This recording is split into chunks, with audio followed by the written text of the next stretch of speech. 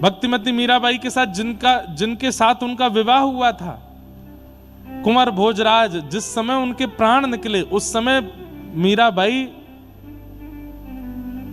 16 श्रृंगार करके बैठी थी। अब उनको बाईसा का चरित्र बीच बीच में आती तो है तरंग, पर मन में आता है कि आगे पीछे का कुछ सुनाए बिना बीच का भाव सुनाऊं, कैसा लगे।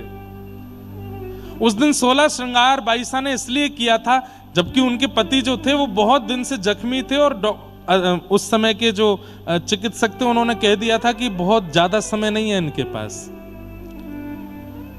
तो बाईसा की गोद में सर रखा था, पहली बार स्पर्श हुआ बाईसा का। उन्होंने कभी स्पर्श नहीं किया मीराबाई का। मीराबाई का स्पर्श करते हुए क्या बोले कि जिनको तुम देखती हो उनका दर्शन मुझे एक बार करा दो। तो कहते हैं कि गोद में कुंवर भोजराज थे और बाईसा 16 श्रृंगार करके आई। किसी का पति अगर 10-15 दिन से इतना जख्मी हो कि बस प्राण जाने वाले हैं, वो पत्नी कभी श्रृंगार करेगी? पर मीराबाई श्रृंगार करके आई और श्रृंगार करके उनका सिर अपनी गोद में रख करके उनको देखने लगी। तो कुंवर भोजराज को थोड़ी देर में क्या दिखा?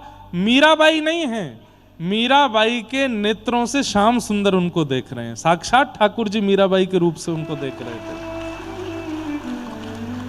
और बस नेत्रों से अविरल अश्रुधार बाईसा को देखते देखते और वहीं प्राण त्याग दिए। उसी समय मीराबाई की ननद, सास और घर के सब चिढ़ने जलने वाले लोग उसी समय आए और पता चला, सैनिकों ने बताया, बोले कि राजकुमार तो प्राण त्याग चुके। राजकुमार के मृतक शरीर पर ध्यान नहीं गया, सबका ध्यान गया ये सज धज के बैठी है, ये 16 श्रृंगार करके बैठी है, पिछले 12-15 दिन से ये जख्मी था, इसको श्रृंगार करने का अवकाश मिल गया। अब मीराबाई की परिस्थिति अवस्था को कौन वहां डिफाइन करे, कौन बतावे कि वो क्यों थी ऐसी।